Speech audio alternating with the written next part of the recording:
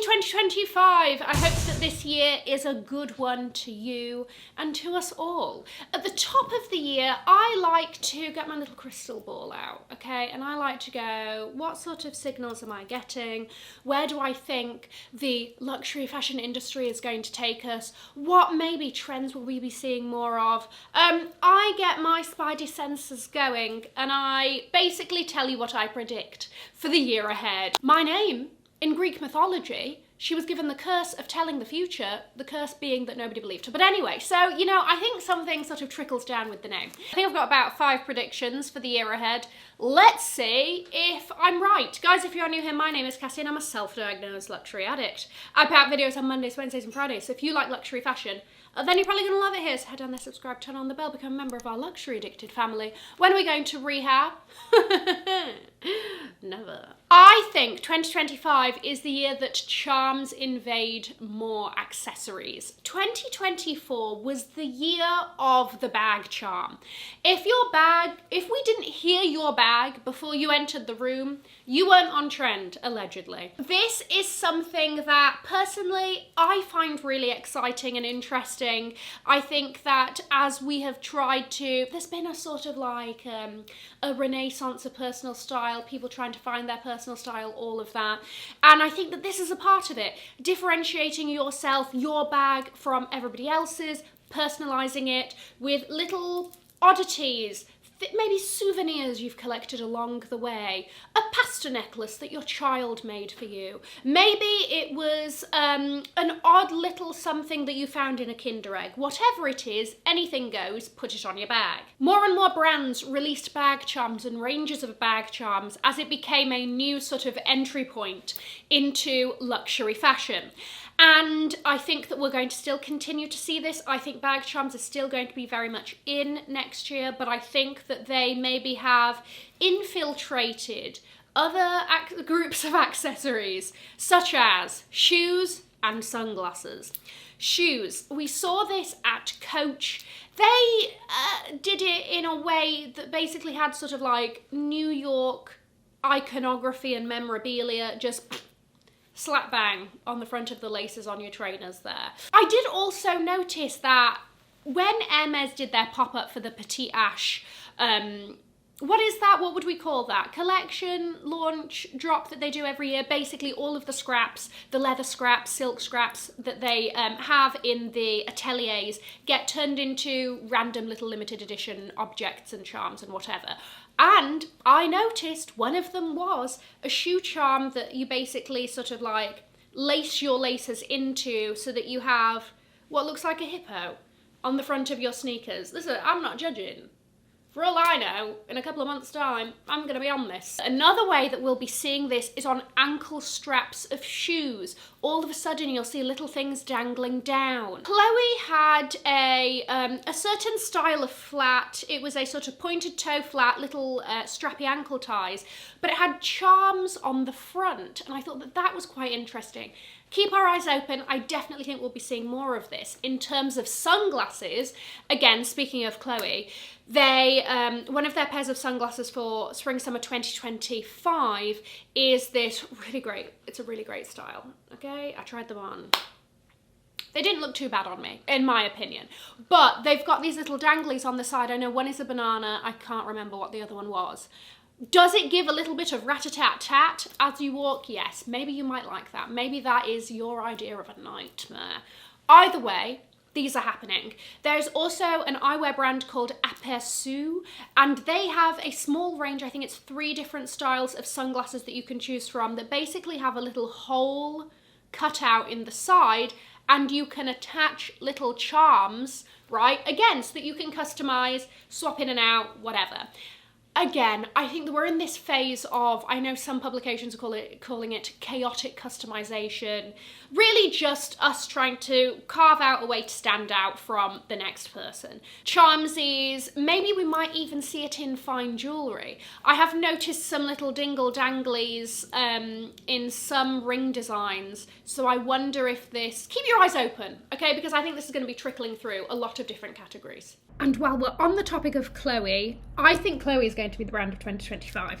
I think that they are going to be rising through the ranks of the list hottest brands index. I think that we're going to be talking about them so much. What Shemena Kamali has done at Chloe the last couple of seasons has been huge. All of a sudden we're talking about the brand like we've never talked about them before. Okay, boho is back, and in a really quite cool way. So that's going to continue. I think that now we're into the swing of it. Now people are really piquing their interest in the brand, and it's going to come full force in 2025. Mark my words. My next prediction, this has partly been confirmed, but J.W. Anderson leaving Loewe, and, drumroll please, going to Dior. Okay, so, I believe this year or next year marks Jonathan Anderson's 10 years at Loewe. He's obviously done phenomenal things. He's incredibly talented. He's managed to merge this sort of the highly regarded craftsmanship of Loewe with the fun and nonsensical and novelty. He's very good at bringing in those two elements into something that gets us talking and gets us excited every season. You've also got more wearable things. The number of fabulous bags he's brought to Loewe. The puzzle bag is because of Mr. Anderson himself. So he's done great things. He's definitely made a mark there. So the question was buzzing around, where's he going? Loewe is an LVMH brand. His own brand, J.W. Anderson, is an LVMH brand, lest we forget the pigeon handbag that has since evolved into, I believe there is a frog and a hedgehog at the very least. Surely he's going to stay within the family. Which brings up, ding ding ding, Dior. It is no secret that I think Dior has become a little, I could use the word stale, or I could use a nicer word, predictable, every season with Maria Grazia Chiuri. And whilst the shows aren't necessarily groundbreaking, I think up until a couple of years now, it's been very obvious that she still sells. It's very commercial, it still sells. Dior is definitely doing the numbers. I don't think Dior is doing the numbers now. So there is definitely, and also she's been there since, I want to say 2016. It's coming up to her, 9-year anniversary at the brand. The whisperings are that she will leave after Dior's cruise collection show. Let's see, I definitely think that this is going to happen. The next prediction I have is that we are going to be seeing more and more of luxury and hospitality coming together. I think as more brands want to focus on their stores, making the experience when you go to a store very interesting, this is what we're going to be seeing more of. And we're seeing trickles of this. This is also nothing new. We've seen elements of this happen here and there over the years, right? But I feel like we're going to be seeing more and more of it this year. Case in point, the Louis Vuitton store on 57th Street that is actually a temporary store, they haven't just made it a sodding, I think it's like 4 or 5 floors, it's ridiculous, it's huge. They haven't just made it a Louis Vuitton shop. There is a Louis Vuitton cafe in there. That actually, here's a fun fact, your SA can't help you with, because it's separately, I think it's managed by Star Restaurants. It's actually managed by a restaurant group, but anyway, fun fact. They have a chocolate shop in there. They've got special store merch. I went to the Jacquemus store in Soho. That has store merch, and apparently they have that merch for all of the Jacquemus stores all over the world. Things that sort of reward you for going in person that you don't get if you shop online. It makes it an event to go there. Elie Saab just announced that they are going to be opening a hotel in Switzerland, in specifically Andermatt. Much like Bulgari. Bulgari has hotels all over the world. They've got a bit of a hotel chain going on. So don't be surprised if we start seeing more and more of these sorts of things crop up. The Alaya store in London, if you go there, it has a sort of bookshop / library, there's a cafe. You're going there, you're being immersed into the brand. What makes a liar a liar? I don't know, but you're sipping there having coffee and all of a sudden you're like, oh my gosh, I think I get this Alaya vibe. And while I'm here, let me pick up a pair of shoes. This is going to be happening more and more and more. Even in a sort of related way to this, we've seen collaborations between fashion brands and hotels, boutique hotels. You've got the Ritz and Frame collaboration that's been going on for, I think, like 4 years now, or something like that. Well, it's not necessarily a boutique hotel, it is a bit of a chain. But you know what I mean. These sorts of luxury hotels collaborating with fashion brands. More recently this year, Sporty and Rich collaborated with the Carlisle Hotel in New York. Don't be surprised if we start seeing more of these things. The next thing is that I think brands are going to start selling their archives. As we know, spurred on by a number of factors, people are really exploring pre-loved and vintage in sort of numbers that we really haven't been before. People like me, who up until a year, 18 months ago, really hadn't dabbled, I'm there like scrolling, having a look, getting involved and loving every second of it. Number of reasons for this. Price increases, let's not lie. People are sick of it and people going, I can get better quality on a vintage piece that's in like new condition. Thank you very much for half the price, I'll take it. But also looking for something different. Maybe this whole minimalist trend that we've been seeing for a while now isn't doing it for you. Where else can I go for something that's a little bit more my style? I don't know, pre-loved. That 2016 Chanel collection that tickled the old fancy.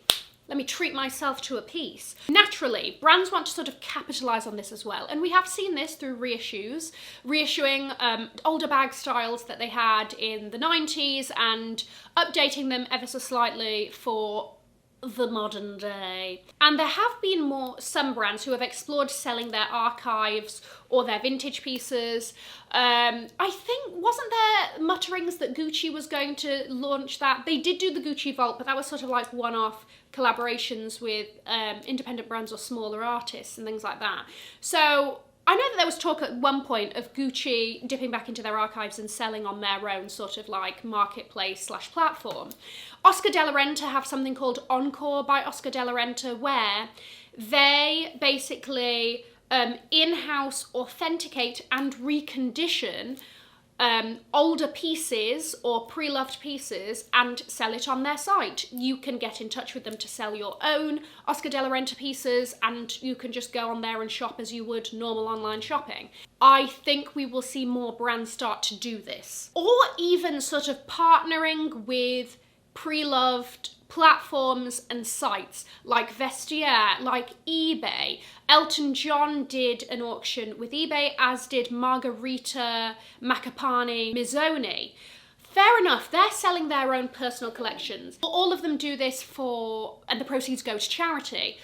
But maybe we'll sort of see more fashion icons and legends getting involved directly with resale sites to do the same. That's sort of within this prediction and also a separate prediction.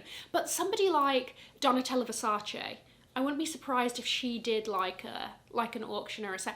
I mean, we're also seeing somebody like Mona Ayoub auctioning all of her like insane, not all of it, haute couture collection through Kerry Taylor auctions. I don't know why I wanted to throw that in, but I felt like it was relevant, so let's just keep it. I have done a whole video going into detail on this, but I do think there is going to be a little bit of price leveling out. There have been some brands that have outrightly dropped prices or basically said that, like, listen, we were doing a bit too much, so things are going to change. While I don't see a lot of brands, and they're definitely not going to do a song and dance about it if they do, outrightly going, this used to be this price, it's now this price. What I do think we are going to be seeing this year are the introduction of more pieces at a more reasonable price point for a lot of brands. Video to do with this will be linked below. I think we've got to keep our beady little eyes open for that. I think that should be quite interesting. I'll be very surprised if they don't. My final prediction. As we know, Pier Paolo Piccioli is a free agent at the moment. He's swanning around, he's living life, he is fun employed. And Fabulux. If you ever watched Rich Kids of Beverly Hills, you know that reference. But obviously he was at Valentino for many, many years. He brought us Valentino PP Pink amongst many other things. Before Alessandro Michele more recently got that role, and I kind of think that he'd be great for Fendi. Fendi currently is open looking for a creative director. For all I know, they might just give Sylvia Fendi the whole job. She currently does accessories and she does a phenomenal job. Shout out to that woman, because I've got a lot of affection and respect for what she does. But for all I know, they'll also give her ready to wear. But I sort of think that Pier Paolo would be a good fit. I kind of see like similar-ish vibes between Fendi and Valentino under him. I think that would be a good fit. The other person who is currently fun, employed and fabulous is Eddie Slimane, but I don't know if that's a good fit. As always, we have to take into account like parent company politics.